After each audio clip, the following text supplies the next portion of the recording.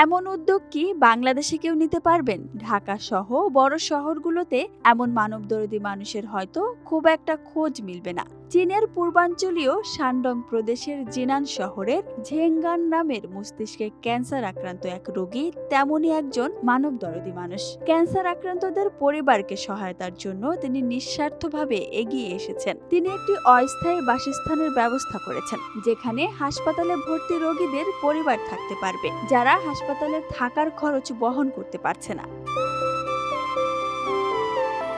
জিনানে ধারণকৃত ভিডিওতে দেখা গেছে অতিথিরা কমফ্যাশন হাউস নামে এই ঘরে একসাথে রান্না করছেন। ঝেঙ্গান জানান এই উদ্যোগের প্রেরণা এসেছে তার নিজের অভিজ্ঞতা থেকে। মস্তিষ্কের ক্যান্সার চিকিৎসার সময় তার পরিবার হাসপাতালের করিডোরে ৪৫ দিন কাটিয়েছিল।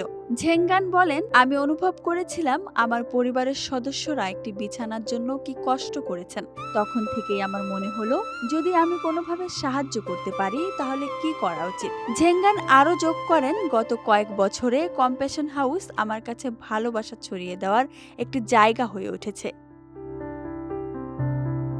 কম্প্যাশন হাউসে এক অতিথি জানান, তিনি তার কন্যার পরিচর্যার জন্য ২০ দিনের সময় ধরে এখানে অবস্থান করছেন। তিনি আরো বলেন, ঝেঙ্গান তাদের অসাধারণভাবে দেখাশোনা করেছেন। এই জায়গাটি তাদের জন্য একটি অস্থায়ী ঘরের মতো হয়ে গেছে।